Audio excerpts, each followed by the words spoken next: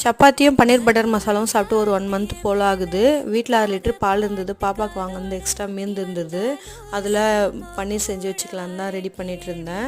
இன்றைக்கி நைட்டு சப்பாத்தி பன்னீர் பட்டர் மசாலா தான் செய்ய போகிறேன். இதுக்கு முன்னாடிலாம் பன்னீர் கிளாத்தில் தான் வடிகட்டி எடுத்துகிட்டு இருந்தேன். இப்போ மீஷோவில் பிளாஸ்டிக்கில் ஒரு பன்னீர் மேக்கர் வாங்கியிருந்தேன். 135 ஏதோ தான் ரேட்டு. ஆனால் நல்லாயிருக்கு, குவாலிட்டி திக்காகவே இருக்குது. வீட்டில் எந்த வெஜிடபிள்ஸுமே இல்லை, அதனால் நேற்று ஈவினிங் போயிட்டு மார்க்கெட்டில் வாங்கிட்டு வந்திருந்தோம். சஷ்மித்துக்கு ஸ்வீட் கார்ன்னா ரொம்ப பிடிக்கும், அவருக்காக தான் இதை வாங்கியிருந்தோம். மாங்காய் பச்சடி செய்யலான்ட்டு வாங்கிட்டு வந்திருந்தேன். மற்ற காய்கறி எல்லாமே எடுத்து வச்சுட்டு இருந்தேன். இன்றைக்கி வாழைத்தண்டு போட்டு தான் செய்ய போகிறேன்.